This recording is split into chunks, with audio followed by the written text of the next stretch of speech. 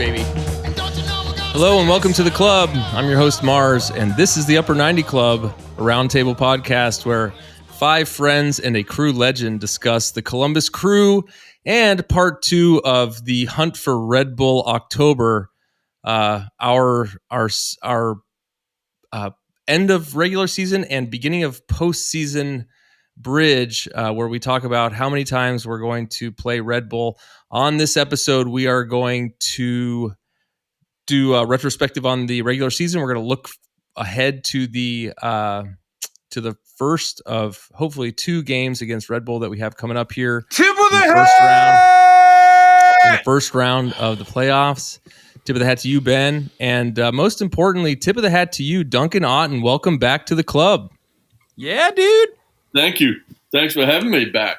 They cannot hear the saluting. He is saluting us. I can't believe it. And also with us is Mort, Trey, and Haas. But before you say, hey, guys, Duncan, what's new, man? How you been?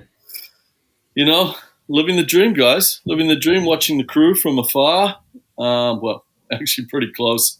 Westerville, Ohio is not that far. You got great seats. Yeah. 21 minutes away with traffic. It's it's been a while. Been busy. Been running around with 3 daughters. You know how it goes with those little rugrats. Some of you guys. We do. We actually do. Yeah. Busy times. Yeah. Busy times. Not a restful moment. So excited to be back, though. You know, I'm shocked I'm back after. Heard a few stories about hangovers and stuff like that last time. I was fine by the way. We all recovered by now, I think. Yeah. Rock. I put in my time off request for tomorrow when I heard that you'd be joining us. Yeah, I put in my 2 weeks. You own the company I work for. This is the first time Dre's is hearing about it. Trey, you now own the company. So send. Make sure you add Duncan to your Christmas card list. You also have and we also ran into you, or a couple of us ran into you you had an event. What was the name of the Temperance bar? Row. Temperance Row. Uptown Deli and Brew. Up in Uptown. Oh yeah. Yep. No, hopefully we can set up some kind of like in-person deal there. Maybe off season, maybe post season. We'll figure something out. But great hosts there. I know that y'all had a good time. No, it's a great spot, great beer, and I think the owners up there would be happy to accommodate something fun. And I think we can, as a squad, provide that. Yeah, you've got a direct line to Crew Cat too. Like Crew Cat was there.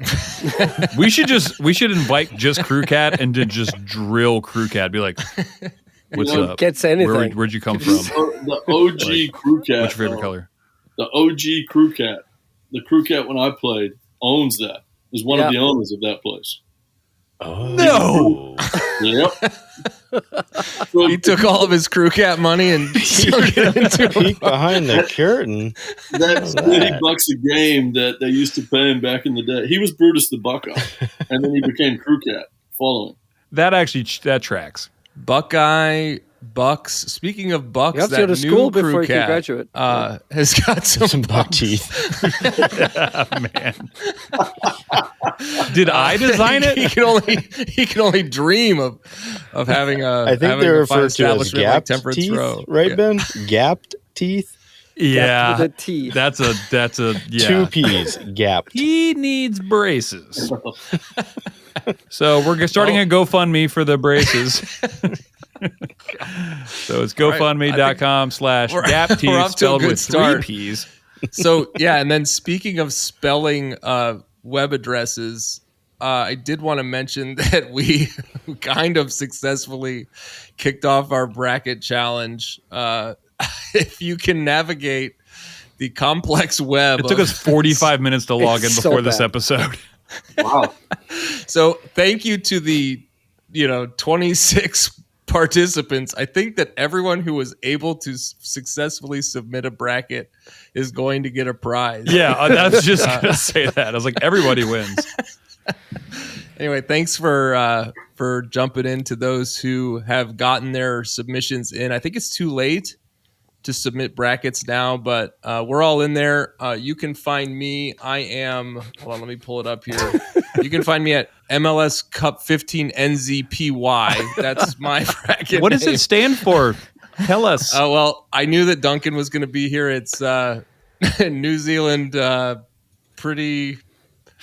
Yeah. Pretty, yeah. Yeah. So when you I did this from my phone. I was sitting at like a kid's activity. You talk about carton Pooping. daughters around to all the different things. I was like, oh, I got to do my bracket. So I pulled up my phone. I signed in with Apple. I did my bracket. I hit save, and then I found that like now I am MLS Cup 15 NZPY for the rest of the tournament. There was a lot, on the Discord they were talking about it. They're like, I signed in and I can't change my name, and everybody's name is MLS Cup, and then like a generated password from from the government, and you're like, got it, sweet, wow. So it's a bad job. Anyway, so thanks to those who are participating there. So we'll keep updating on the leaders there, although there will probably be little indication of who you actually are. I'm not convinced we're going to be able to sign in again. Yeah, if we can sign in again. So we'll. This is probably the most time we'll spend talking about the bracket from week to week. But glad we could circle up here again before the playoffs kick off. I know we had an episode last week and we talked about the last Red Bull game. But we wanted to spend some time this week kind of talking about this season, how things are shaken out with all the talk of MVP, Coach of the Year, all the season superlatives, and then kind of, what we're expecting to see coming down the stretch and what we're seeing happen. I know that everyone is watching. Everyone on here is watching the LAFC game right now. No. If there are delays in responses, we'll blame Bouanga. Okay, so with that, thoughts and players. Thoughts and players. Okay, let's start with the awards of the year. The finalists were announced this week, so let's just kind of run down them and talk through why we should win all of the awards. That is correct.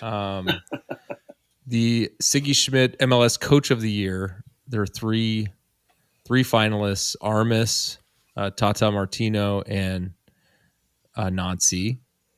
So why should Nancy win this award? Because he still has the best team in MLS. Well, and It's even the best yeah, team. and He the question is he coaching is he the best coach? Yeah.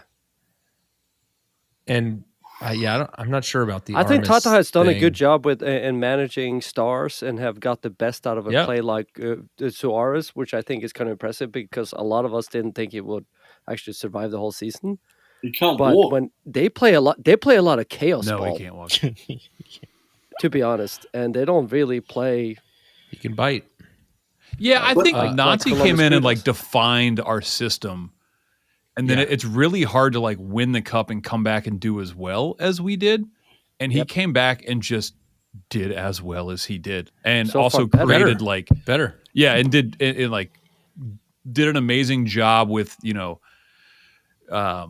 Max and even elevating Farsi throughout the season. Getting the best out of like all the new signings and stuff like that. Tata, it's just hard for me to give the MLS Coach of the Year to someone who like Tata, who has the best player to ever play and his friends who played with him And in all of his Barcelona. friends. Yeah, I know. It's like we got Max and everyone's talking about Max now. We got that dude from San Jose too. Everyone else is talking about Messi, which they got from the World Cup winners. So like, it seems like it's. But Messi did sit for a significant portion of the season, but they have Half so the much season almost. firepower. Yeah. And they still set the record. So that there's an argument for Tata. As much as I want to hate on, I would argue Miami. that they did that with a team that plays with 6 DPs. For any other team, that would be Right. at least 6 DPs. Yeah.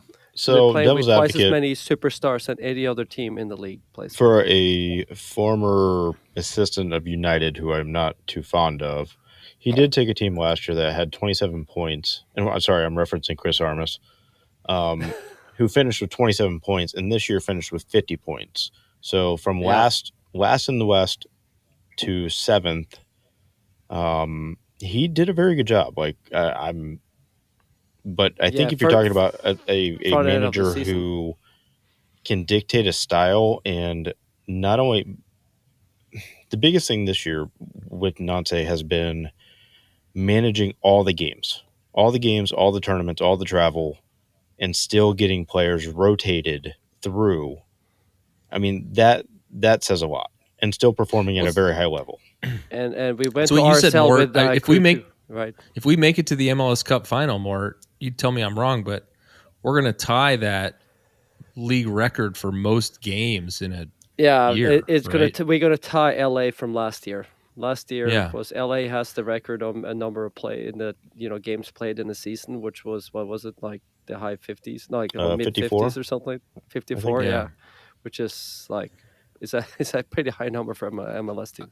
I got a question. And that's if we play Atlanta 3 times. Should we be voting on this after this season or after the regular season? It's technically based on the regular season is what it's all based on. Okay. Yeah. And it says of the year, and it's like, well, I mean, with Nancy, I think watching, they give out postseason awards. I think watching a Nancy coach team and the style of play and just like the entertainment value that he brings to the game based on his coaching. I feel like announcers, the traveling announcers throughout the year, anyone that gets assigned a game here was excited to be here, and it's like all they talked about. And I don't feel like in Miami or Colorado that's the type of thing you're getting. No, the pundits were talking about they wanted 3 games against New York Red Bulls because they can see Nancy Ball 3 times. Yeah. Because they don't know how much that will happen anymore, maybe potentially in the future with all the success. Whenever Twellman's calling a game, he can barely speak with how much he loves him. And I don't know. I usually put him on mute, so I don't know. Exactly. Yeah, I mean, it's just garbled. That's all it is, just a mouthful. He's just eating cereal and farting. Yes, it's something like that. And then Tata, I mean, whenever he's coaching or whenever Twellman's on, it's all Messi and Suarez and everybody else. It's not about Tata. It's not about tactics. So I think that says. I think we all agree. We're slightly biased. We are biased. So I was going to. So let me throw one. I know that I think we've kind of covered it, but let me throw one more out there at this. And that is, with the baseline being, I'm depending on Wilfried Nancy to continue to say things that, I'm depending on him to make me an adequate father to my children and inspire me to be a good person. The point is, I put a lot of stock in him and I believe in him. But Miami beat us twice this year. Was that coaching? Was that happenstance? One was. There's a lot of other things too. Although we did beat them in the Leagues Cup. Yes. So I don't know. Is there anything there? Coach v. coach. Was it a coach v. coach game or was it a team v. team? Yeah, game? Duncan, what do you think? You're unbiased.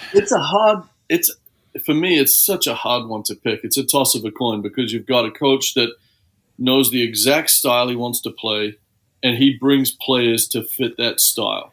And I respect the hell out of that. And he has an owner that's willing to back him to bring the players because he knows it'll bring success.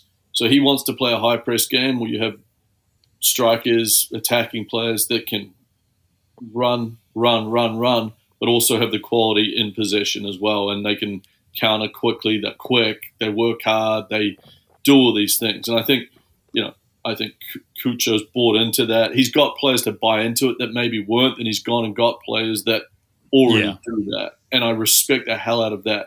Is he a good coach and able to elevate these guys and put them into his style? Yes. Does he also go out and get guys that fit into his style? Yes. But he knows what he wants to do with the game.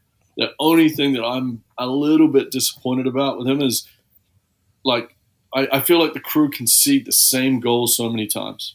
Like, just any ball wide, played in behind the defense, in between Schulte and center backs coming back, and they just keep conceding the same goals in important moments when they shouldn't, or tracking runners is not always good. Tata is managing a group of guys that you have to manage their legs, their bodies, their minutes. I mean, so is Wilfred with the crew, but they're as a whole a bit younger. I mean, Suarez can run, but he can't walk. Right. Yeah. He's class. Right. I mean, he's class, and you can see he's playing through some serious pain, and I have so much respect for the guy. And he's scoring goals while doing it. It's insane. He's a world-class player. Messi's a world-class player. Jordi Alba, I think we saw in that first playoff game, has always been and still is a world-class player. Like, he's got the legs and stuff. He's ridiculous. And not a DP. And not a DP. Player. Yeah, but I mean, not many teams DP an outside back, right? Like, right. I mean, it was his choice to come on whatever money they give. Totally, yeah. That's not. No. Yeah, I understand. To European players, it's crazy because a lot of them, they might be making 5, 6, 7, 8 million a year, but if Miami called them, they'd go there for $1.5 million to be a TAM player. You know what I mean? Like, to live in Miami. That was before Messi was there. They all want to be in Miami, New York, or LA. I had this exact same conversation. Yeah, Colorado. Yeah, it's like you forget how enticing the United States is to foreign players. Like I follow Harry Kane and like Spurs, and he loves like American football, American culture, and he's like, yeah, I just want to go there. It's like, okay, cool. I guess. So I saw Suarez. His hair is completely white. He is really. He's got a lot of stress. We got off topic. I think the question of who the best coach is or who the coach of the year is a really hard one. It's really hard not to give it to Tata because they did break the points record. That would be my one point. Like Messi, you can say, it's because of Messi. He only played roughly half the games, a little bit more than half the games. They did break the MLS points record, which is, I don't care who you are, it's pretty impressive this day and age with the quality of a lot of the teams there. I think it's impressive, and I love it. I didn't think they would make the playoffs. Ridiculous coach. I would love to play for And my negative Nelly part is that I feel like they gotten a little bit of favoritism. Well, so they they front loaded their schedule. You know, things are put in place to help them succeed. So are you trying to say they have 12? And then we were managing a lot more games on a Tuesday. No. Yeah. I think Miami actually did a couple deep runs, so they are not that far behind us on games, which is that's true. Weird, yeah. Well, let's not point out too many points to the contrary. I think we all agree Nancy deserves this award. So let's move on to the MVP. I'll read through them real quick. Benteke, Evander for Portland. No. Yeah. Cucho, Messi, and Suarez. We all know who it's going to be. So I mean do we need to discuss it? I can't imagine they're not going to give this award to Messi. Scored 20 goals, and what Duncan said was and he roughly played half the games. Yeah. But I will argue one thing. You can't give the MVP to someone who didn't even play for half the season. No, but I will argue. I don't care what he did. And the other thing was that it was up. They kind of said it was a kind of a toss up before the last game, and then he scored a hat trick against New England Revolution, and everybody was like, "Oh, which is a middle school team." Yeah, he has to have it. I was like, "Well, the week before, Matan scored a hat trick on New England." Yeah, exactly. Give him to Matan. Why is Matan not on there? Yeah, it's like recency bias for that. I think the biggest. He's an okay player, I will admit. He is the best player in certain points in the world. He is the best player in the league. There's no doubt about that. He put up 2 the most in 5 valuable minutes player on of the us. season? Okay, wait, hold on. So I'm going to get this argument, which is always I've heard in every single league, is: are we talking about the best player through the season, or are we talking about the most valuable player? The most valuable player is not and the most valuable player to his club has got to be. Well, I'm going to even say probably Benteke, Because without Benteke, DC they wouldn't have made the playoff. No, wait a minute. He got golden boot, right? Yeah, but he did not make the playoff. He did by not making the playoffs. But it's not most valuable. I don't care. I mean, this conversation is so Trey. By the way, let's define value. Let's put a definition on value. You take away Suarez. Duncan. You take away Suarez. You got Messi. You take away Messi. You got Suarez. You got Busquets. You got Jordi Alba. You got whoever else on that team. Yeah, I mean, you take away Cucho, you got Rossi, they set you got the points Farsi. record without Messi for half the season. So how valuable could he be? That's what Haas was saying. And that's the only one on there who plays on a team that isn't very good, and he is clearly the most valuable player and has elevated his team. To me, is Benteke. Wins the Golden Boot. That's who I would vote for if I wasn't. You know who's not on that list? Busquets, because I think he is the most valuable player for Miami. He probably is. But that's another story. I would argue that Messi is the most valuable player based solely on money, literal value to the league, and so we don't know what MVP means. Is the unfortunate point. To Carter, realizing that in real time. Yeah, without Messi, you don't get Suarez, you don't get his friends, you don't get people, buying down. Sure, no, but that you have to make it relative to the season. So I'll make a comment in favor of Cucho, and then I want to hear Duncan. The point I've been making about Cucho is find a game that we have won where Cucho has not contributed to half the goals that we scored. He makes a huge impact on our team, not unlike Benteke for DC. I don't know that. I'm not saying we're going to miss the playoffs without him, but.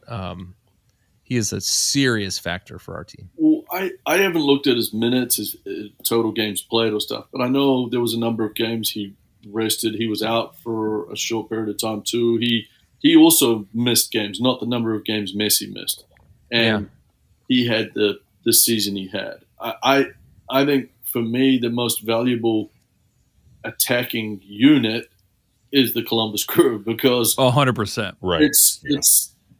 It's on both sides of the ball. They make teams miserable when they've got the ball.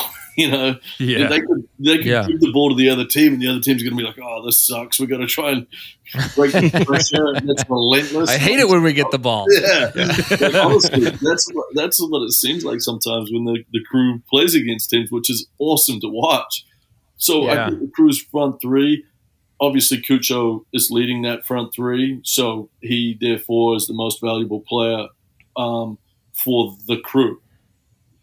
There's an argument who's the most valuable player for Miami, but when you score the goals he has and have the impact on and off the pitch globally that Messi's had, it's a tough one to argue with.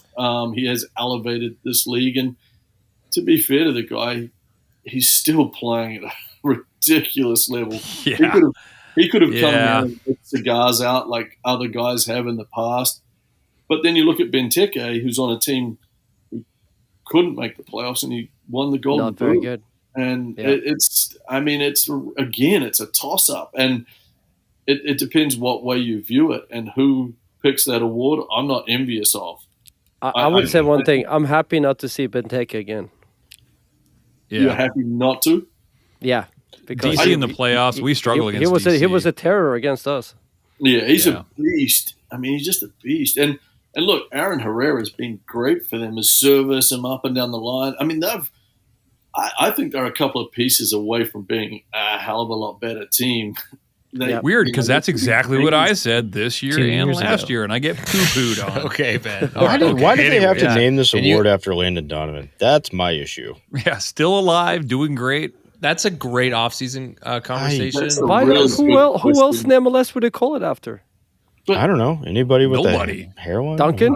I mean, that would be a great one, I think, though. Who's got the most goals in MLS history? It's not Landon Donovan, is it? No, it's not. Wondolowski. Why isn't it the Wondolowski Award?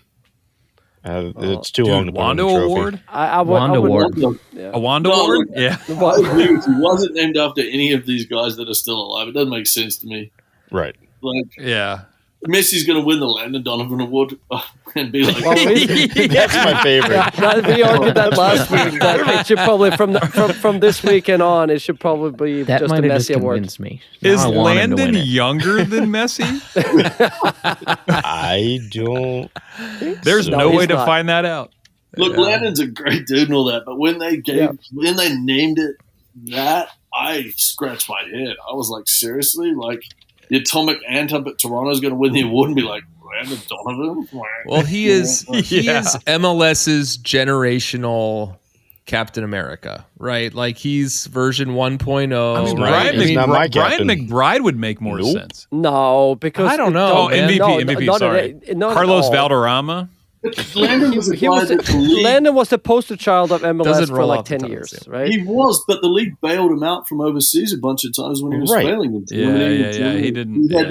You know, like I just find it. I'm not saying it should or shouldn't be him. It should or shouldn't be. Why is it anyone's name? Yeah, I would say get rid of it. It doesn't need to be. I think maybe it was named after him in the spirit of no one really knowing what the award is for. You know, I mean, how is it not like the Audi MVP? Like, there you go. Yeah, sell the rights, throwing some money on it. I like that.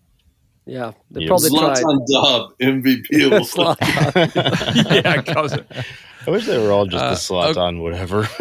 Okay, so I think Defender of the Year. It's pretty clear that we all agree it should be Cucho. Let's move on to MLS Defender of the Year. This one's not yet named, but I think there could be a naming, maybe the Frankie Haydick Defender of the Year sometime in the future. What? Captain of an MLS Cup, you know, legend. Right? Yeah. Like it. It's got a ring to it as well. I would have loved to see Frankie giving this trophy out every year. Yeah. Okay, so it's Jordi Alba, Steven Moreira, and Jackson Reagan. I don't like that name, so cross that off immediately. That is the most millennial. Ragin? Jackson Ragin? That's a play on our Hagen debate, but okay, so that's outside the cities, not even suburbs name. What do you guys think? I mean, everything I've heard is everybody's double, triple down on Steven Moreira. Really? It's like not a contest. Yeah. But the best defender.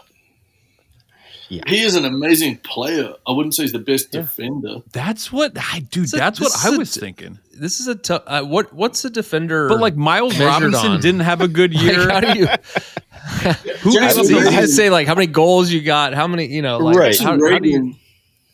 Is a beast. Like out of Seattle, he's legitimately a really good defender. Moreira is a very good football player. He can defend. He can attack. He can dribble the play. He's ridiculous. I mean, he put one in the upper 90. I love the guy. 8 weeks ago. I love the guy. You can say the same thing about Alba too, right? Alba, exactly. I would say the same thing about Alba.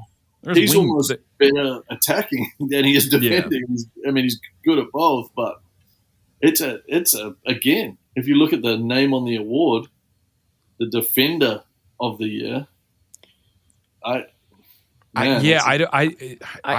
think it's named mostly because we have one of the best defensive records in the league, the second best in the terms of goals, which is crazy. He's like the center back, and they couldn't give it to Camacho. Come on, a couple of games he had. No. I mean, as much as I love Camacho, he had a couple of games now at the tail end of the season, which was not ideal. And Moreira had, he was also on the Bangers Award when it comes to like that shot he had, that goal, 90, right? Yeah. Again, I think that spirit heading the way towards him winning or people talking about it is that goal, and it's like has nothing to do with defending. I think he'll win. I'd give it to Quentin. I think he'll win it. I probably. If I had to, I'd say it's Jackson Reagan. I'd give it to the kid at Seattle. I think he's legitimately a really good defender. But yeah, I think Moreira wins it. And is that a bad choice? No, not at all. I just have a question. It should be the best defender. I think Chad Marshall. Exactly what I was going to say. Chad Marshall. Who's Chad Marshall? Easy choice. Chad Marshall. Can we give it to MLS Chad Defender Marshall of the this year? If you don't break your nose playing every single year, you don't win it. Yeah. I would have won it a few times because this thing is. We got to talk about your nose. We got to GoFundMe for that too. It's that's beyond funding. This thing is beyond funding. If we go a little bit above, we can fix the rest too. That's all right. Oh wow, Mort's on the. I wouldn't. Mort's poking the bear, baby. That's harsh. Yeah, I've got my 5 here. He's in costume, Mort. He's in costume. You showed the cross to me. You do got a lot of hair. Yeah, not me. Okay. All right. Let's move on. Moreira for Defender of the Year. MLS Goalkeeper of the Year. There's Kalina. I didn't realize Schulte was actually in this. Yeah, Morris. It's going to be Kalina probably, and Schulte, because Kalina has been pretty incredible for them actually. But we have the fewest goals against. Is that right? We that's right. I don't think. I have to double check. We're close. Fewest goals allowed? 40. So yeah. No, the only one that has less is Charlotte. No, come on. Mm-hmm. The only one is Charlotte has and they 37. don't score many goals. So he makes you take Zawadzki. But what about that Zawadzki game? You take him out of the mix. Call that 1 or 2 rather than 4. Why isn't Eddie Gavin on here? I mean, no shade to Zawadzki. That's the name of the award, him, by the way. This is called the Eddie Gavin. The Eddie Gavin Goalkeeper of the Year award. The Mike McGee and Eddie Gavin Goalkeeper of the Year award. Yeah. McGee, that's right. All right. I mean, Schulte's been great.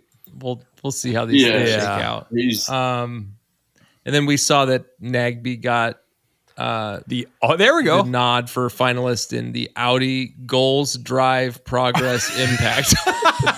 So there you go, Haas. They got the Audi in there. Hold on. Goals, Drive, Progress, Impact. Oh, so this is a. This By the way, it's like Audi, but that's another story. This is a off the field award. Community award. Yeah, it is a community award. Yeah. I would never know that based on what it says, right? Well, it has a description underneath explaining it, but I would say that he is such a fantastic guy. When it comes to like, if you ever like play club soccer with your kids and you happen to play one of his kids, he's always there. He's always so friendly and all that stuff. But I know that's not what this is about. But you know that whatever he's involved with is from the good of his heart because he's a good dude. Yeah, but a community award like that, Mort, it kind of is about that. Just driving the sport and betterment and community for many different things. And I think that is partly what the award's about. Yeah. If he was a complete a-hole when you went out to the games, you'd be like, how is he on this award list? And I'm sure he wouldn't be. All right. As much as I'm enjoying that, let's move on. The next topic here. The referee of the year? No. I did check the list to make sure that some of our favorites were not on it, and they were not on it. So I'm okay with the list, and I don't care. How about that? It's crazy. Also, MLS Uncle was not it. Newcomer of the year. Shout out to Suarez being 49 years old. Would be hilarious. That is my favorite. I want Luis Suarez as newcomer of the year. Yeah. Yeah. Oh, I didn't see that. Yeah. Okay. Sponsored by Hugs. Yeah. MLS Rookie of the Year. Yeah. He's like, thank you so much. Diaper sponsor for the newcomer of the year. Brought to you by Depends. You poop or we poop. Hey, they make that on Depends. We got you covered. Yeah, we got you covered. It's singular now. Dependable player of the year. All right. Speaking of diapers, MLS Young Player of the Year. Yeah. Ben, you're up. No, we're not going to go through all these. We'll do a quickie break. We'll be right back. This episode of the Upper 90 Club is brought to you, as always, by Supporter Supply Company. Hi, friends, this is your good pal Morgan Hughes, here to talk to you about a serious issue facing 96% of all crew supporters in Columbus. Why, not enough free shipping, of course. For a limited time now, through the eventual heat death of the universe, Upper 90 Club listeners can use the promo code Upper90Boys. That's boys with a Z on the end of it, at checkout for free delivery on absolutely any order over $10. But Morgan, what if I order $10 worth of stickers, or those goddamned buttons, or some other combination of small items that make you want to kill yourself? Will the free shipping still apply then, even as you curse our family, while you package up our little tiny annoying ass order for us? Of course it will. That's just how much we here at Supporter Supply value our friends at the Upper 90 Club. So head on over to supportersupply.co and use the promo code Upper90Boys. That's boys with a Z at checkout for free shipping on all your orders over $10. And don't forget to tell them that your friends at the Upper 90 Club sent ya. All right, we're back. Let's run through a couple speed round topics. I don't know how we're going to get through this one quickly. Let's just say yes or no. Yeah, give me a comment if you want. Club World Cup. Did we deserve it? Did we deserve to play in it, or did we deserve to get left out of it? I'll leave that to your interpretation, Ben. Let's start with you. Ah, man, me? Quick. Wait, hold on. Quick question, and I don't know this off the top of my head. Who got it besides Miami? I don't. Okay, let me put it this way. I don't think that Seattle got it. Seattle won some version of the Champions League final. Yes. And so that's why they're in. Yes. And I think it was like in last year, 21. Yeah, it was last year? It was like within the last 4 years. And that's why Seattle's in. The only Willy Wonka golden ticket that was given out was to Miami, and it was because they only retrospectively won the Supporters Shield in the 2024 regular season. Yeah, I think there's an argument that if you win, if you have the most points in your league this year, you're the best team in the league, ergo you get to play in the Club World Cup the following year. So, and obviously having a Messi helps. I would love to have seen the crew go at it with some of these guys.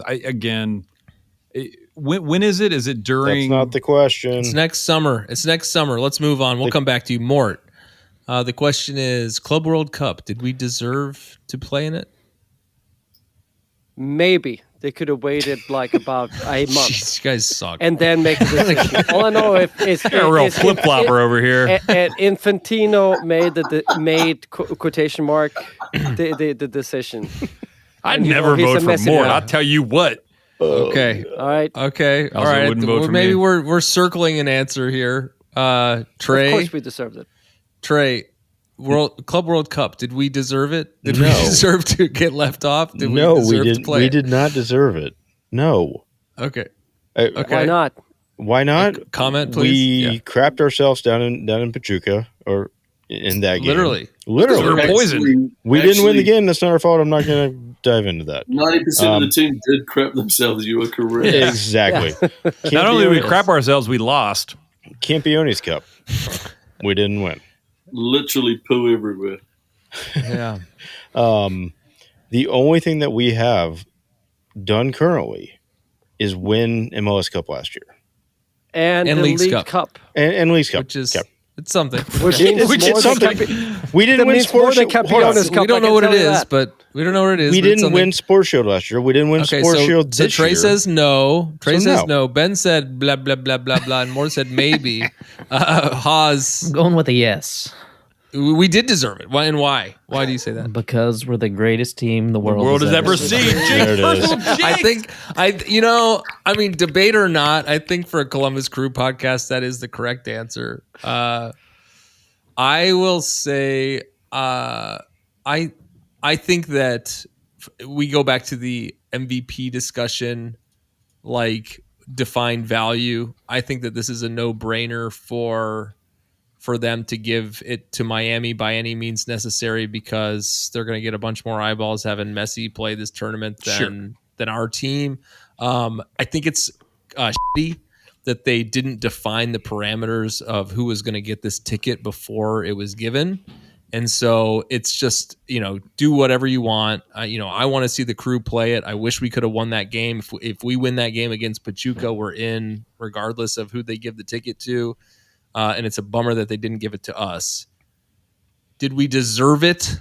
I think I'm kind of with Trey. I don't think we really no. You know what? No, I'm not going to say. I'm not going to say we didn't. I think we actually it's deserve just it. It's nonsense. They should have defined the parameters ahead of time, and then we could have had this discussion. This is a complete waste of time. But I want to hear what Duncan has to say. Do you prefer picket, wood, metal for your fence? Like, what do you want sitting up your ass in this one, huh? Picket. You can't have it both ways. Like, just say yes or no. None of the above, Trey. None of the above. All right. Well, so then you're going to have to come down on one side or the other. Duncan, Club World Cup. Did we deserve to play in it? I'm going to say the timing was off for the Crew with the change in the Club World Cup. If you won MLS Cup next year, that should be the team that goes from America, because all this playoff stuff that America does to find the champion, forget about Supporter Shield.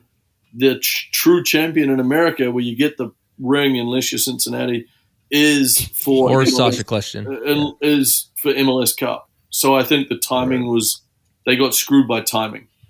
Well, and the which is made up, arbitrary. What I'm saying, exactly right, Ben. So what I'm saying is that the timing was determined by the first good thing that Miami did, which was win the Supporter Shield. Oh, they won it.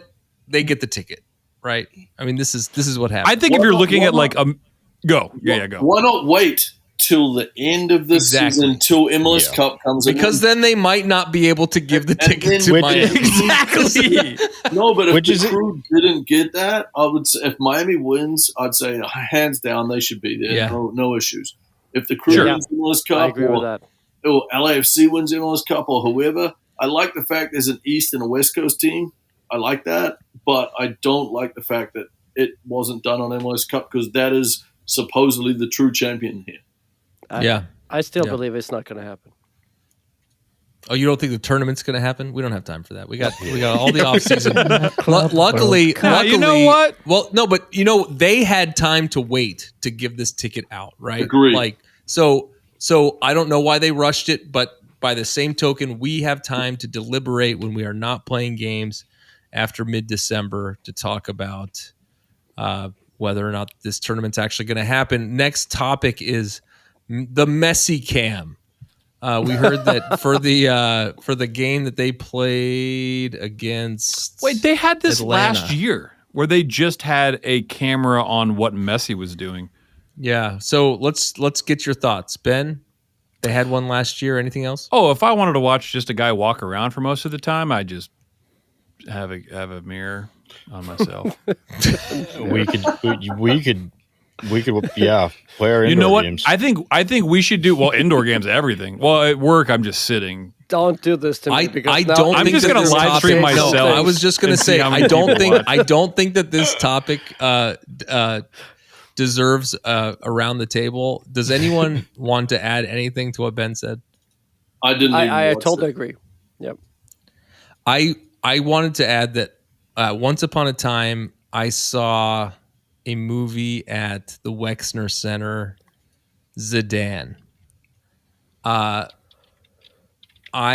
Let's just say I pre-gamed a little too much for that one, and I think he even got a red card in the movie. But like the premise of this movie, Haas, were you there with me? I think so, yeah. This story is a red card. The time that I met him, it was the most intimidating thing that I have done in my life, because I turn the TV off if they show him. I'm like, oh God, I can't handle it. No. It was the Real Madrid versus PSG game or whatever, and I was standing next to this little kid, and he came over to say hi to this little kid, and they're speaking French, And then like it's just me and this kid and his dad, and like he turns to walk away and didn't say anything to me, and I was like, oh shit, I gotta say something. I was like, Zuzu. And he like turns and he comes over and I was like, mercy. You didn't say something about his sister. Like, no. I was like, all I could say. That's all I could do. I literally stuck out my hand and I said, thank you. Yeah, I said Zizou. And he turned, came back to me, smiled, shook my hand, and walked away. Good for you. Cool. Yeah. But I was terrified. Well, what I wanted to say is that any player, Zidane, Messi, you put one camera on them, it's just not that entertaining. No, especially if you get a red card. I don't know. And then Messi, we saw this in Columbus. Like, he is only playing half the game. He's not running back. He's not playing defense. When Miami does not have the ball, he's walking to the center circle or somewhere between that and the 18-yard box and waiting for the next offensive progression. So there was stuff on that at Barcelona, and they couldn't understand. Like, they'd show the kids what they wanted them to do and stuff, and they're like, but Messi. And they're like, yeah, but that's Messi. Different. Yeah, but you're not Messi. Like, take it easy. Where he doesn't run, but he just walks to a spot that he knows 3-4 play passes from there, he's going to be free and can create a score, do something. It's like, he's Messi a chess player. Thinks way better than everyone, so leave it alone. Like, but there was that discussion at Barca when he's at that time the best club in the world. Like, it's crazy. Yeah. Like, Tell me, son, are you a genius? Because are you looking? You can stand still for 95% of the time as well. Jeez, man, Mort's on a mission. Look, can I give him a yellow card? We're gonna do a podcast at Temperance. Why do we get a yellow card? Duncan is going to fight. This is my first yellow card. I have never got a card before. Was that question at me? No. Oh, I was going to say, if you think I'm a genius, you're an idiot. No, I meant like talking to the kids about Messi. Are you a genius? Then you're allowed to stand around for 95%. But you're not. The answer is you are not. Except for Duncan. I feel like also Duncan still feel like I feel like you're gonna get a second yellow on this one. Duncan also shook my hand. He also shook my hand once, and I was terrified. We'll keep these podcasts virtual. You for call now. that your hand? Yeah, that's the problem. He didn't put his hand out, and I shook his hand. He was terrified. Like, Mort, pull your pants up. Yeah. Okay. All right. We'll see. We'll see if any of that stays in. Okay. Keep the yellow card in. All together now again. Let's. That's a Limp Bizkit song. No, it's End Together Now. That's End Together Now. Yeah, All Together Now was the postseason rallying cry for the Crew last season, and this season it's All Together Now again. Now. All together. What do you guys think? I feel like they should have changed it. Is it brilliant? Is it lazy? I can say it's not. I've seen a lot of people hating on it on the internet. But I will say this. What isn't hated on the internet? I'm totally indifferent. It doesn't matter one way or the other. I'm think. With Mort. And all I remember last year was kind of the awkward thing where they gave us the terrible towels, and during the song they play All Together Now, we swung it around, and I was like, "Are we?" I felt like I was like we were in Pittsburgh. That was the thing. Yeah, and it was kind of like it was kind of weird, and they added some dynamic to the game that wasn't normally there, so I didn't like it. Let's keep things as they are with how we prep for the games. It keeps tradition as they are. They don't have to change anything. We go. Well, they literally didn't. No, but they have the song. They have a song where everybody's supposed to be singing All Together Now. Okay. I think they should have just called it like Run It Back. I think Run It Back would have been. Is that a song though? Fine. Can we sing that? I can make a song. You give me 2 seconds here. Let me pick up my guitar. Run it back. If they would actually do it like the song, and like they got Nordek involved with it, which we're not. I don't anticipate that happening. No, they don't talk. It would be okay, because in the Beatles song it's like all together now, all together, and like there's a second chorus or a second line that comes in underneath it. And it could be something that could be cool, but it's not going to be that. And it is just another contrived, forced thing by the front office. It's not a bad thing. It's not terrible, but whatever. I'm so indifferent to it. I just don't understand why I have to change anything preparation to a games when I think the lead up to the game is good as it is. The reason the atmosphere is so good at games in other countries is because it's organic from the fans, in my opinion. Yes, man. This is I'm gonna. All right. So to quote Ben, that's exactly what I was thinking. Tonight, we won't get into it. I say a lot of just things. listen back. So no, Duncan. You said it better than I was thinking it, which is like it's the jackhammer thing. It's like this is our thing. Everything, it's like, no, dog. All the corporate down stuff is like indifferent, or stop doing that and distracting our players because Camacho is going to run into Schulte and we're going to lose a goal. But we've got to do the jackhammer. No, but like all the tifo sweat stuff and like everything that is fan grown is that's what is memorable. Which is just isn't that part of the atmosphere, the game? Like the fan culture is part of the game is there, and the club. I respect the fact that I'm working to make stuff cool and do stuff. I love that. Yes. The product is awesome. Somebody cares. It wouldn't be that without that. They care. Yeah, that's great. But in conjunction with the cultural side of the game, which to me is the fans, like the atmosphere, the organic nature of stuff. Like chants come out of nowhere sometimes, and they're amazing. You hear some of the English chants, and that's great. Can't say some of the things they say here. 90% of them, yes. Trouble. Yeah, but it's awesome. These random, really cool chants are cool. I love them. It makes you laugh, and I love a good laugh. Which is why I'll come back again if you guys ask me here. My favorite is the I forget which team it was, but they had the inflatable dick, and it was going around the stadium, and the security took it, and they start chanting, "We want our dick back. We want our dick back." Oh, that's right. It was like a League 2 game. Yeah. Oh, it was. And then they're phenomenal. like, "Give us our dick back." We've talked a couple times now about having young kids, and I don't even know that's what the real segue. Song. That's the segue. Okay. I'm talking about something new. Good. Just stay with me. Mm-hmm.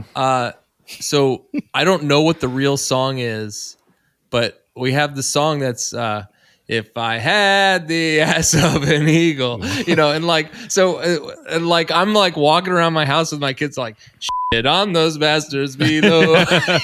We love.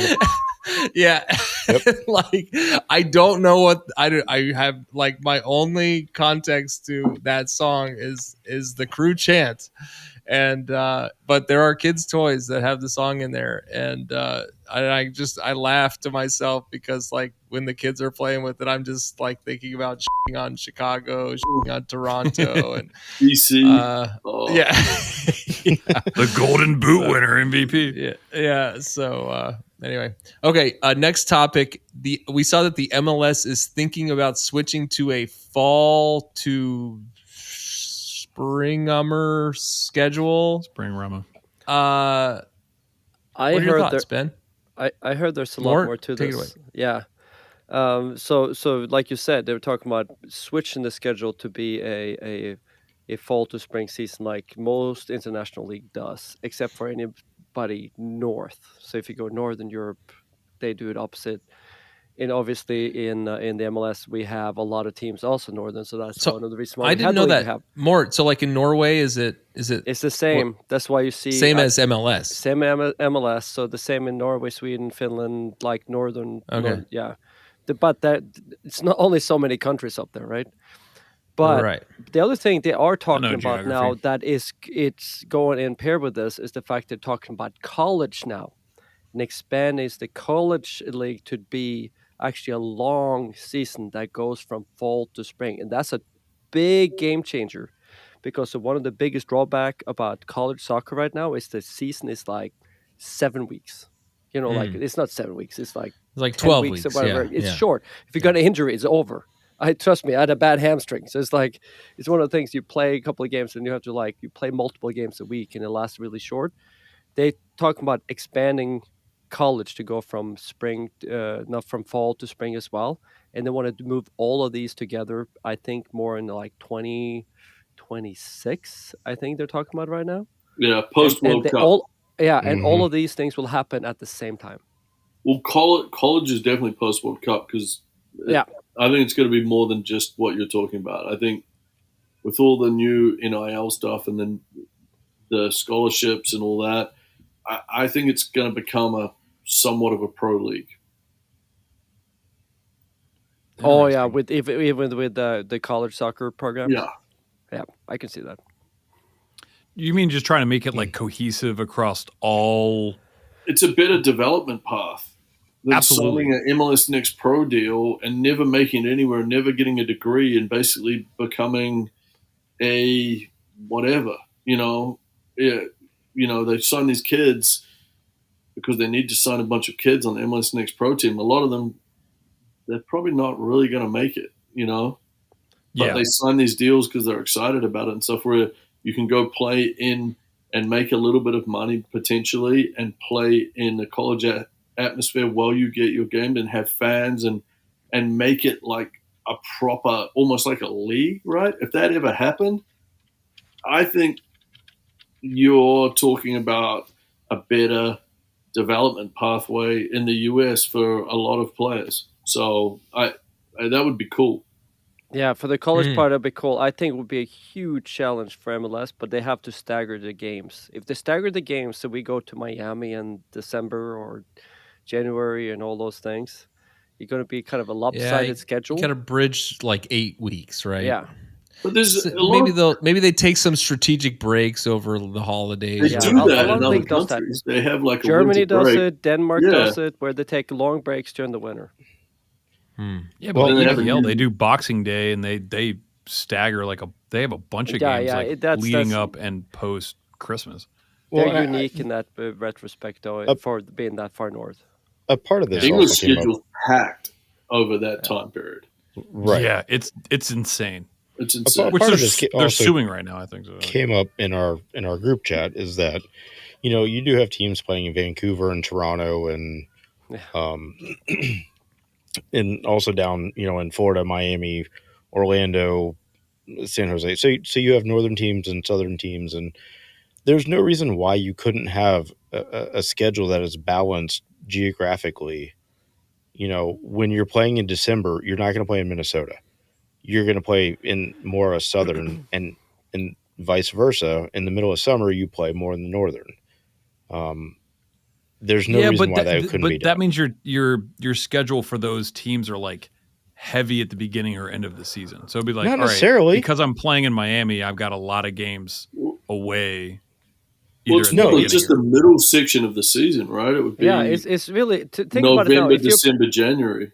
Yeah, think about the cruise season global warming, baby. We were done in December and we started in February. It's not like we had a really long break. I'm thinking more of I'm thinking more of the German model, where they literally take a month off during the coldest part of the season, and then you get back to it, and you just schedule smart and do your best to not schedule Minnesota in the middle of January. Yeah, like Minnesota started with 2 away games in Orlando and in LA. Right. Yeah. I like it. I mean, ultimately, I think what Doug was saying is and I think they're mainly looking at it post World Cup because we're having the World Cup here, and they expect another boom in, soccer in general, and they want to capitalize on that. I mean, just look at the guy. I mean, the guy. Are they going to play a full schedule? Are they thinking about playing an absolutely full schedule in that case? Playing every team in the league? Is that possible? That would be an insane amount of games. That would be 60 games, wouldn't it? Did you guys see that Tim Biz came out and said now that he's working with Black Knight that MLS needs to go pro? Yeah, he said that on Soccer Wise to David. Yeah, really. I mean, these people that see it, they go elsewhere. They view it differently. Does that work here or not? I'm not sure. How does it work when you've got all these owners that have paid $500 million. That's for a the franchise. only issue. Yeah, that doesn't literally. It literally can't work unless you get an A1 and an A2 league. You know, you could do it with an MLS 15 and 15 or whatever. And but if they built MLS to 40 teams and you have a 20 and 20, you know, you go up, you go down, that kind of stuff, and it would incentivize and you have owners tournaments where they both can end up competing, right? They should just do top. If they got 40 teams, the top 10 from the West and top 10 from the East go into the top league for the second half of the season. The bottom 10 go into a league, and you win the Wooden Spoon League and you win MLS Cup. Yay! There's a bunch of ways to do it.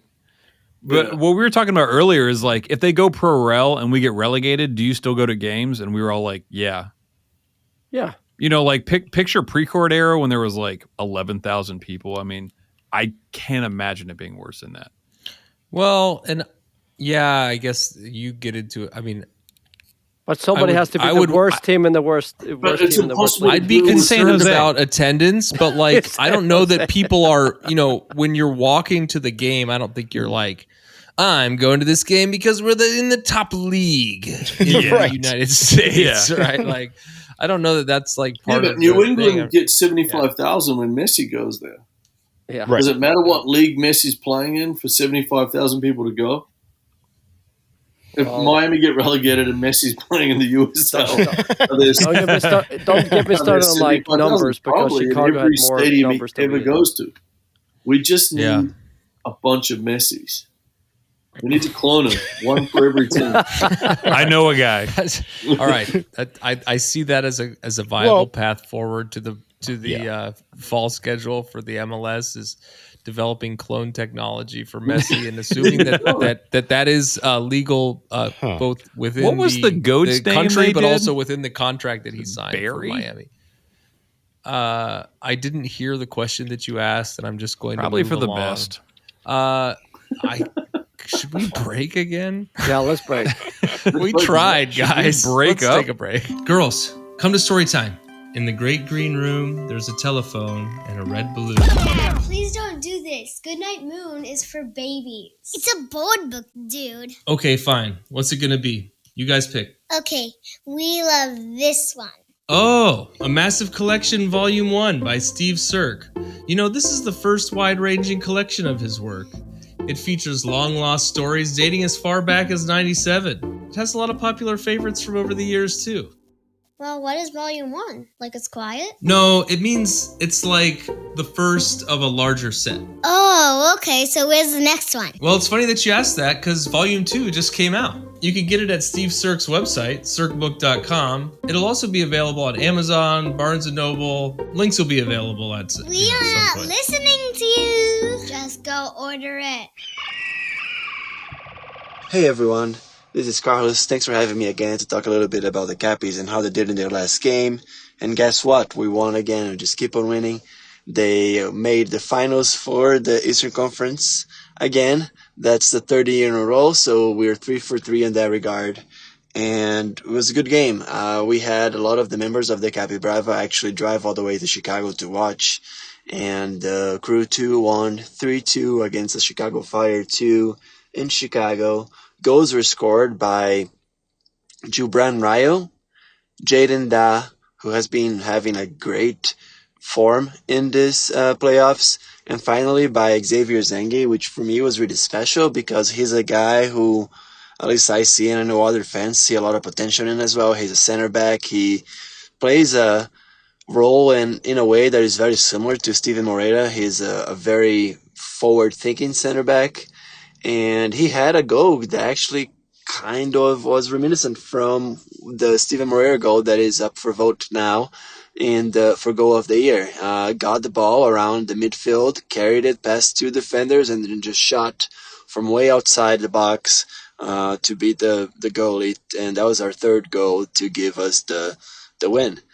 So that was really nice to see. He's also the captain for the team. He's a guy who had 2 knee surgeries to start his professional career, so it's nice to see him turn around, and it's nice to see him lead this team. to another Eastern Conference final. Another thing to highlight is that Chase Adams didn't score this game, but he did have 2 assists, so his run of form continues to be spectacular, and I continue to be very excited about him, of course. And finally, that Owen Prestis, who got hurt on the last game, on the on the quarterfinal. I think it was just a broken nose, so he was able to start, and he played the whole game as well. So overall, really good performance. Chicago was a good team. Chicago had the top scorer for the league this year. He did score on us on a PK, but the Cappies are looking very sharp. Their passing and their creation and their ability to maintain possession has been the best. So yeah, it's just playoff form for the Cappies so far. The next game will be in Philly against the Philadelphia Union 2. I know some of our guys are going to go as well. I, of course, won't. But if you want to, contact us on social media at Capi Brava on Instagram. We're on Twitter as well. Or look for us up on the Discord. And you can possibly go to both games because you'll be the day before the first team game in New York. So you could go to a game in Philly and a game in New York. All right. Thanks very much, guys, and have a good one. All right, we're back. Thanks, Bird. Oh, yes. Thank you, Bird. Look at us. We're Cappies in the, semis or whatever? Semis. Yep. Yeah, You've never not made it this far? If you learn one thing in the playoffs for Next Pro, don't select to play the crew, the Cappies, because they will come back and hunt you. I don't think anybody did. I think final doesn't exist without them. Yeah, yep. I don't think anybody did. I think it was somebody else did the other team, so they got defaulted to us. I don't think anybody actively selected our team. No. Miami had a choice, didn't they?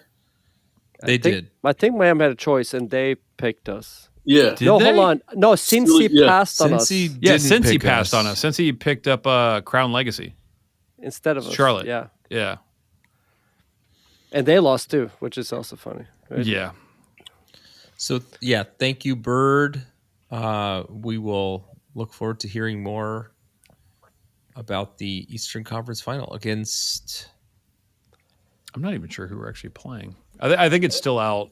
I don't think we have somebody yet. I think they play tomorrow. Okay. We are I think we are the higher seed, though. I think we are actually a higher seed of what's remaining now. And we will choose. We will choose to play them. We will choose to play them, right? We'll choose to win. We're going to play Philadelphia next. Oh, that's right. It's going to be rough. Okay. Yep. It's a Kirtland's Warbler or Sullivan's like a golden finch. Their keeper just passed away too, which is super sad. Oh yeah, I saw that. Thanks, Boone. Yeah, it is what it is. Yeah. No, it's not what it is. It's sad. All right. Before we keep things going here, I did want to we're going to do a quick recovery round of the Run Club. Duncan, we have a Run Club. Mm-hmm. It's called the Upper 90 Run Club. A lot of running going on. This week, so last week was the Columbus Marathon, so we put up record miles. I think it was like 698 miles or something. What? This week, 410 recovery miles. Kevin Thompson at the top with 38 and a half miles. Wow. Our president, Stacy, at 36 miles. Slacker. Yeah, come on. Duncan at 37 miles. I thought she's been at home a lot lately. Yeah. Is this our president, Duncan, is my wife. We should explain this in a week. So Duncan, we started a run club, and so we've got got jersey digital by. I'll tell you. Yeah, we have branded jerseys. Now we're selling Duncan on the Run Club. We have currently 54 members, and we do a rundown every week. And last week was the Columbus Marathon. So everyone it doesn't look like we run because we're you move. All you have to do is move. Yeah, you just track your movements. You can walk, one leg in front of the other. You can walk. You can run. You can hike. It's all on Strava. Mow the yard, and your miles contribute to the group. And we have a bunch of people all over the country who contribute to the Run Club every week. We actually have people all over. Most notably, I mean, I just Our favorite. Location. Our favorite is Ben Van Scoy, who is in Austin and he wears just our runs Run around Club the stadium jersey. He just runs in laps our around crew the jersey, Austin stadium. Although coming in pretty high on the list is Flordeca this week. Oh yeah, yeah, Flordeca. So Flordeca, he lives in Florida, right? He does, and he was the most audible fan at the Crew 2 victory over Miami in a banana costume.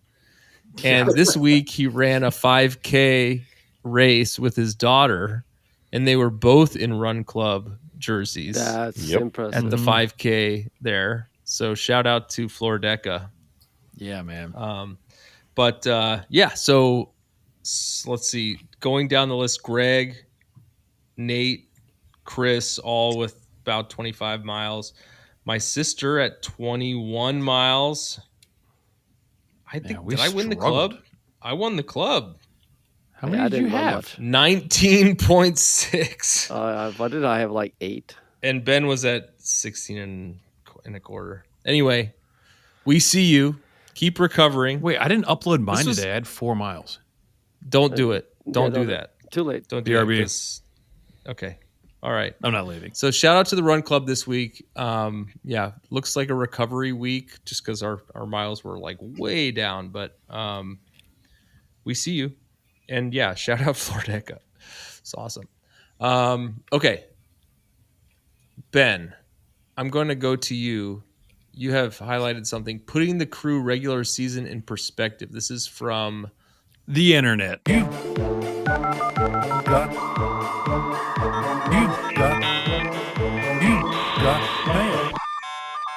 All right, this comes from the massive on Reddit. This comes from Crunch18. He put putting the Crew regular season in perspective. He says a lot. Here we go. Buckle up. With a lot of focus on the disappointment of the CWC spot, Club World Cup, which we just talked about, not going to the Crew, there hasn't been much talk about how this is arguably the best season in Crew history. By every measure, this Crew team has improved on the 2023 team and etched itself into the Crew history. So many new Crew records this season. Here we go. Highest points total in team history, 66 points. The previous was 57 in 08 and 23. It's asterisks. 08. Yeah. Highest points per game in team history. We average 1.94 per game. Previous was 1.9 in 08. Again, 08. Most wins since draws were introduced. 19 wins. Previously was 17 wins in, you guessed it, 08. I said 08. Yeah. Most road wins in a season, 9 wins, which the road wins were significant this season. The previous was 6 wins in 08. Okay, great. Man, 08 was a great season. What happened during then? Was anyone here on that team? I wasn't. Trey, were you? No. Oh, okay. Let's see. Haas, Duncan, Mort, were you guys on the team? Nope. Trey looks familiar to me. Mm-hmm. Bobby Boucher. Most goals in team history, 72 goals. Previous was 67 and 98 and 23. Fewest goals allowed in a 34 game season. 40 goals was previous to that in 22. Largest goal. 22. Interesting. Yeah, largest goal differential in team history, plus 31 goal differential. Wow. The previous was 21. Man, 31 is bananas. And last year. Was anybody else higher than 31 plus goal differential? No. Like not even. It's close, funny because right? last year we were saying the second best offense and the second best defense, so we had the best goal differential in the league. But last season, remember we were saying no 1-0, no 1-0. Remember when we were saying that all season last season? Yeah, Can you totally. just keep reading, and then Ben? when this season started, they were like 1-0, 1-0. It's like maybe we're a 1-0 team, but like we're not that snappy.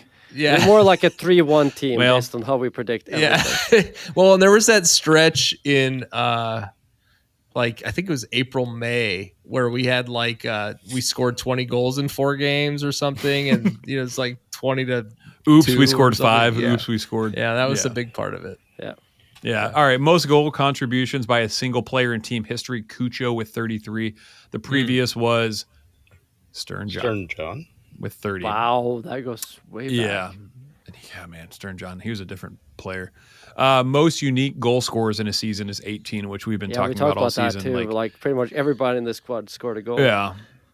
Trey scored. Well, and Duncan scored. This goes back to. So I wanted to bring this up when we were talking about Coach of the Year. Miami has 2 goal scorers with 20, but we have nearly 20 goal scorers with at least one. Yeah, I like it. The old school rosters though only had 20 players, and now there's like 30. Yeah. And the crew have had a good. And we've been rotating. Yeah. Which allows, due to the number of games and stuff, you have to play more guys and all. I was going to say, we also only had like 10 teams in the league. Yeah, and based on your old school version that you're talking about, we would never had that Seattle game because we would have picked up one of those floating goalies. Yeah. Old right? school. Yeah. Okay. Like David Winter? Is that a floating goalie? David Winter works for the crew. Great dude. He is back with them. Yep. Great dude. All right, so I think we want to look ahead to Red Bull, which we just played. We're going to play at least 2 more times, and the first of which is so we're recording Sunday. This will be published Monday. We're going to be playing them tomorrow. If you're listening today, God, why do I always fall into this listening trap? late? It was yesterday. Whenever you're listening, we played on Tuesday, the 20-something, the 29th. Which is my birthday. Of October. Don't say it like that. Yeah. That is my birthday. I actually, as we were talking, got a notification email from the Nordeca saying, "Hey, Ben, we heard it's your birthday and wanted to make sure you wished you a happy, massive birthday." Yeah, but we know we don't subscribe to that top-down bullshit. So okay. So I'm important. So in advance, happy birthday today when you're all listening. Thank on you. Ben's birthday. Happy birthday to you guys too. Trey, tell us about this match against Red Bull. Hey, what happened? Facts that could save your life. All right, so coming up on Tuesday, October 29th, tomorrow, Ben's birthday, at Lower.com Field in Columbus, Ohio, the crew will face off for the 3rd time this year against New York Red Bull, with Columbus winning both of the previous matches. Columbus finished the regular season in 2nd place in the East with a record of 19 wins, 9 draws, and 6 losses. New Jersey with 11 wins, 14 draws, and 9 losses, and they finished 7th in the table. Even as bad as that sounds, it gets worse. Red Bull has only had 3 wins since June 8th, and 2 of them were against our lowly Canuck friends from Toronto. So, Morton, give us a little bit more information on the Red Bull. Yeah, you talked about them. The record isn't great. They're barely positive in the goal differential. They scored 55 goals, so it's a 1.6 per game, and the goal against is 50 goals. So they're like pretty much as 500 as you get, pretty much. They have 11 wins, 14 losses, and 9 draws. So mid-table, which is good enough to get in the playoff these days in MLS. So a goal differential of +5. So what to look for there is a pretty heavily forward stacked team. They have a front 2 with Lewis Morgan is the leading goal scorer with 13 goals and 5 assists. They have Dante Vanzier. I'm guessing that's how you pronounce it. With has a team high 9 assists. I always hear Manzier when they say that. Yeah, there you go. And then you have behind them kind of in a offensive midfield free role, central midfield role with Emil Forsberg. Emil, by the way, is my middle name. With 9 goals and happy birthday, what? Mort. Happy birthday. Wait. You're serious? He's trying to take Ben's birthday away. His first name is my middle name. Okay, go ahead. Just keep on. Yeah. Morty Meal? Morty Meal. Morton Meal. Anyway, so the interesting thing... Morty Meal is people. Oh, my Lord. Pronunciations. Brought to you by the idiots of Upper 90 Club. So between that and Elias Manuel, that's really all the goals and all the assists contributions are coming from the front four guys. And there's hardly anybody else, but Tolkien has a couple, but that's really all the danger you have really in terms of. I felt like Tolkien has fallen off this You season. Yeah, love golf him. contribution.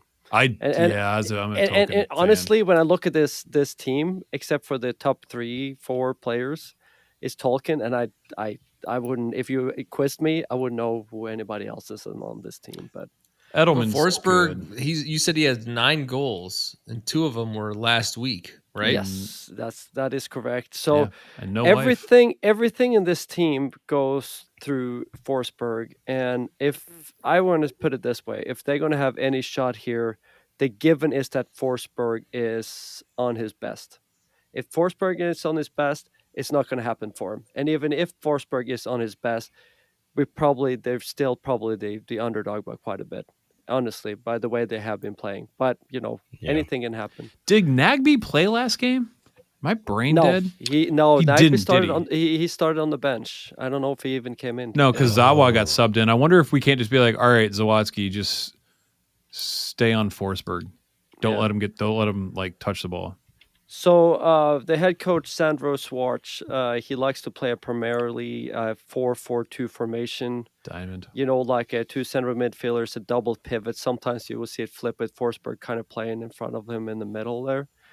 The playing style with, the Red Bull style is really often, and you hear it all on and on again. Haas has brought this up many times. That is the high press. They wanted to, the 4-4-2 formation, they like to do that because they can interchange who's pressing it all the time, so they can retain a high pressure over time. But lately, they've been seeming to sitting back more than they have done before, and actually liking to contain some of the pressure and then come on over quicker on the counter.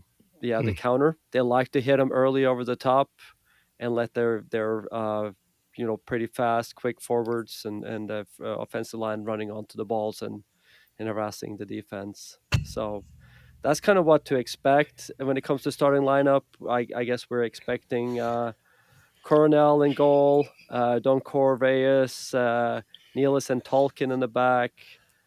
Harper is kind of a 50-50, but Edelman, Forsberg, and Stroud.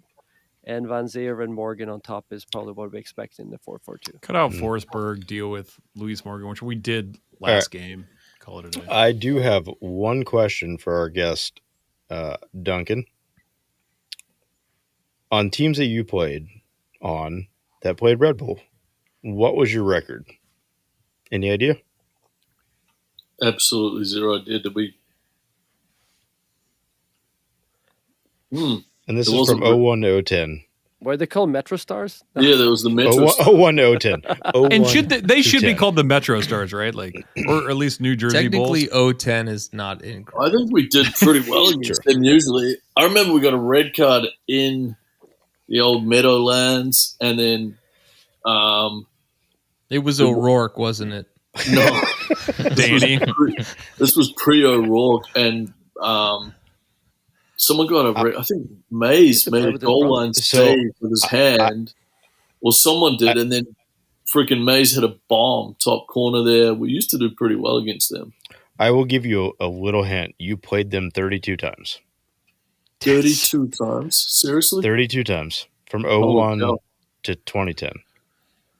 I'm going like... 01 to 2010. Be positive 90. here. 22 wins... 6 losses and however many more ties. Not far off. 14 wins, 14 losses, and 4 draws. So 14, really? 14, and 4. Wow.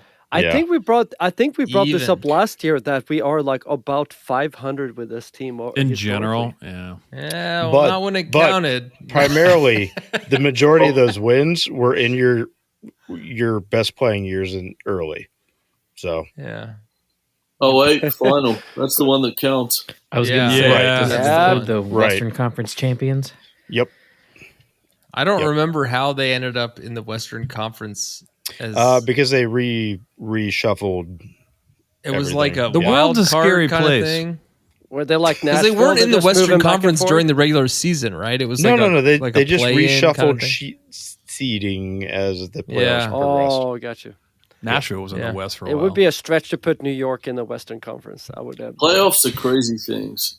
A referee call, one thing can kill you. A red card or whatever. Oh yeah. Yeah. That's weird that That's the thing. Red it's like Bull, who is nothing is given. east of New York, technically was in the West.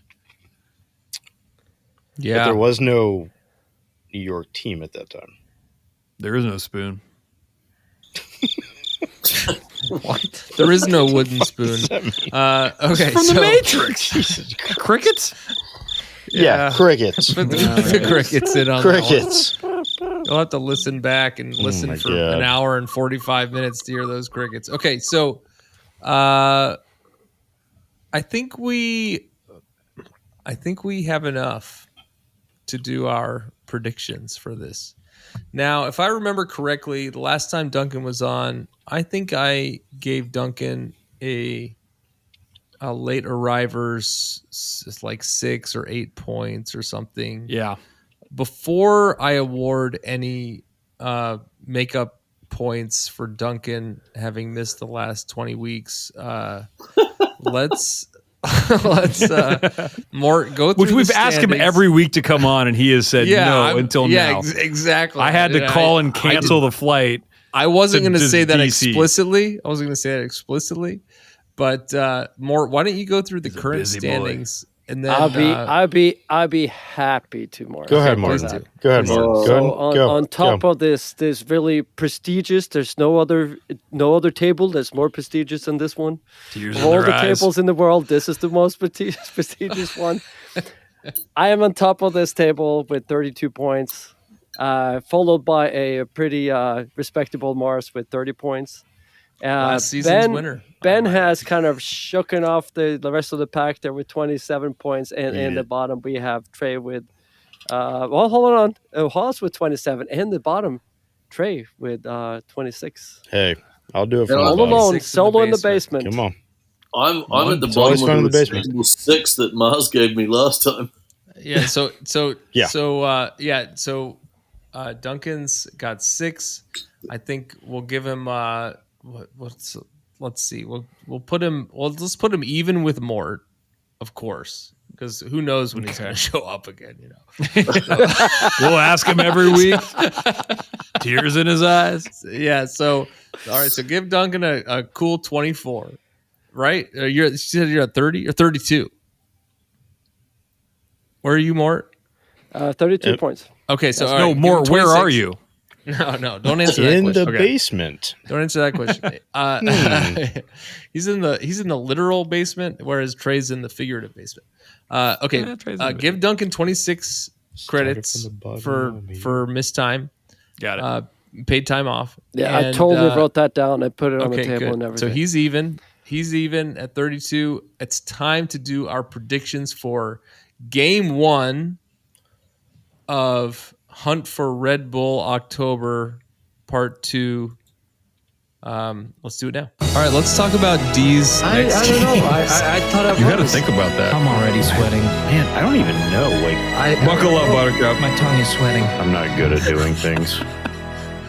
You're dumb. Yeah, okay, all right. Oh, it's gonna be a dead heat.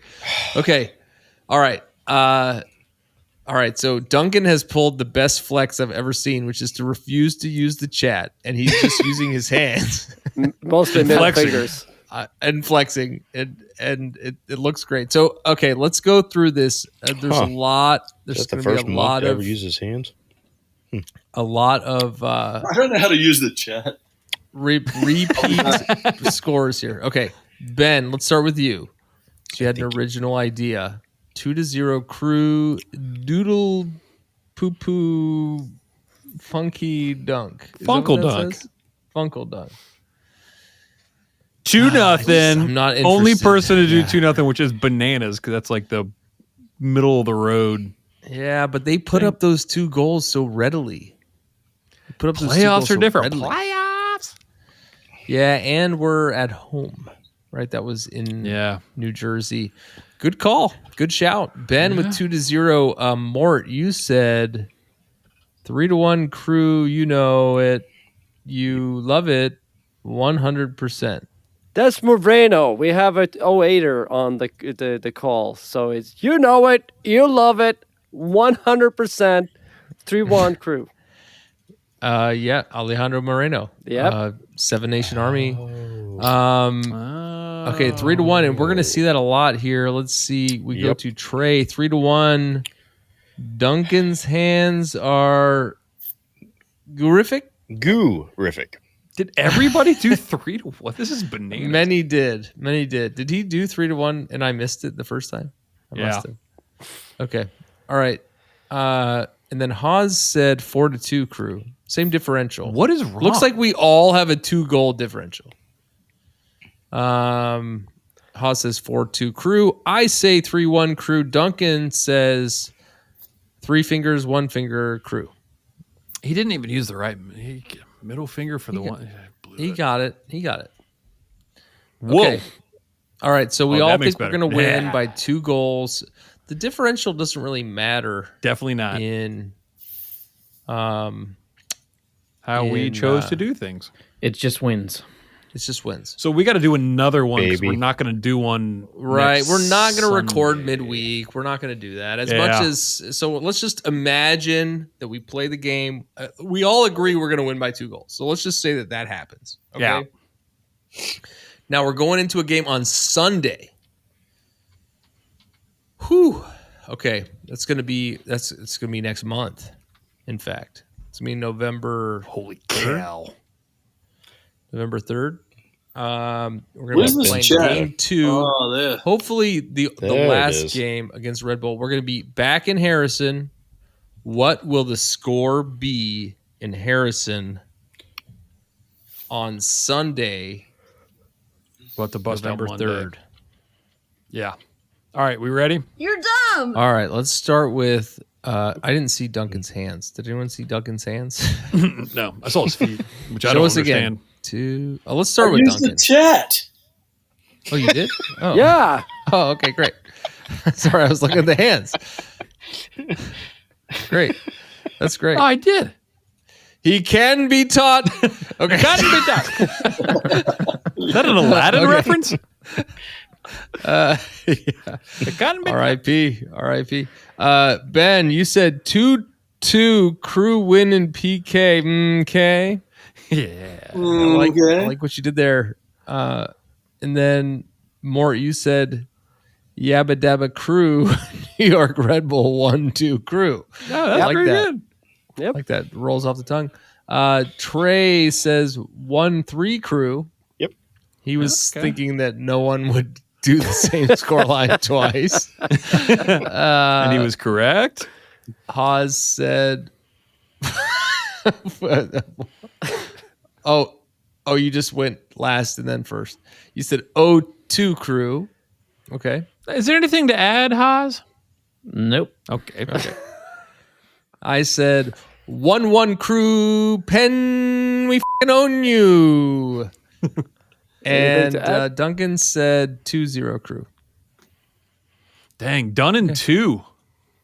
I think we're not going to play them 3 more times. They're bad. They're a bad team, guys. Nancy says it's boring to play him that many times. He doesn't want to play him one extra time. Tell you what. Yeah. And We can't have Nancy bored. Yep. Yeah, he'll make everyone score with their head or their butt or like whatever. Yeah.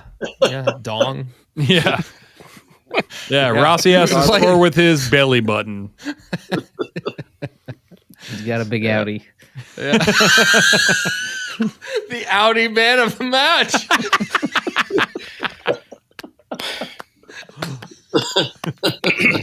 It's pronounced belly button. Goodness me. I'm sorry, Duncan. Could have been worse. But it could have been so much better. Yeah, it could have been a lot better. Oh, Red Bull. We are the Red Bull of Columbus Crew podcast. I'm surprised none of our lives. Never mind. Yeah. Okay. We got through that with only 2 yellow cards. That was pretty good. Amazing. That was pretty good. We didn't even have a game to cover. Binge yellow should have gone to VAR. It should have been a red. It should have been red. It was back in 2008 when they didn't have it, baby. I don't even know why I got a yellow. Still, I do. When you hear it, you'll know. Thanks, Emil. Yeah. No way to know. Yeah. Your middle name is Email?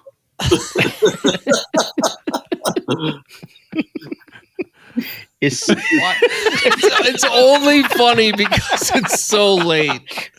That joke at 10 a.m. Crickets.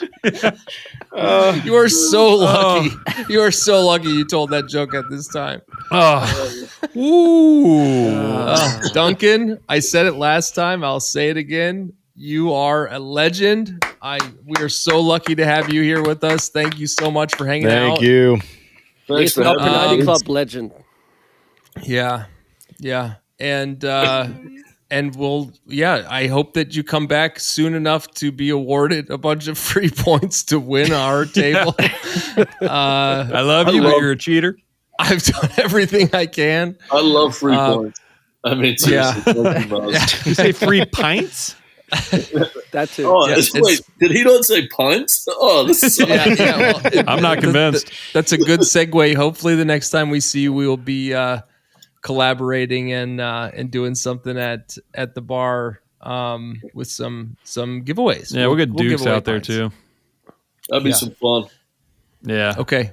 That'd be all right, awesome. guys. Well, so I don't know how long this Red Bull purgatory is going to last. I think the consensus is until next Sunday, and then I guess if we do win twice, do we get the week off? Totally. Because otherwise we would play the. Then there's international break, so it's crazy. Correct. We get a nice break. They're gonna be a nut.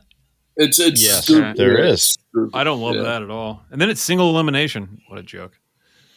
Okay. Well, let's not think about that.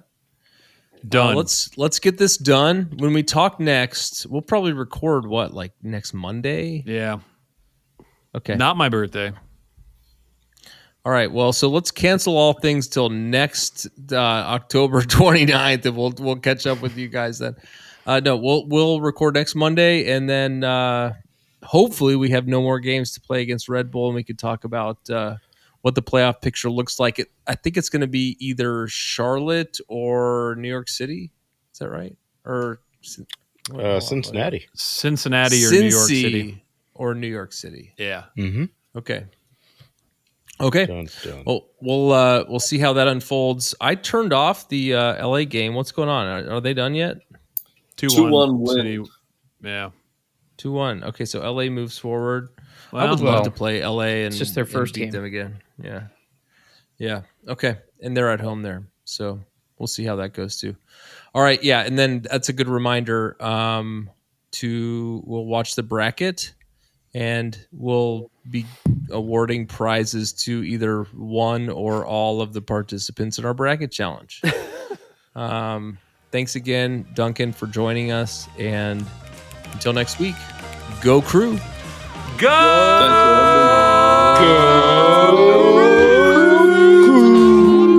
What time is it?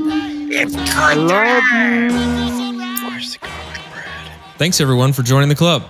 We hope you'll listen next week and every week, even in the off-season, to celebrate or commiserate. We'll save you a seat. If you like this podcast, please give us 5 stars and subscribe. You can email us at upper90clubpod@gmail.com. That's upper90clubpod@gmail.com. Follow us on Twitter and Instagram at upper90clubpod. Go Crew!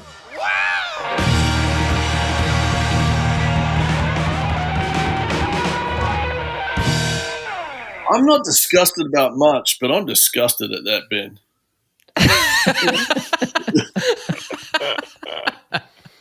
My name is Harry Butter. What do you expect?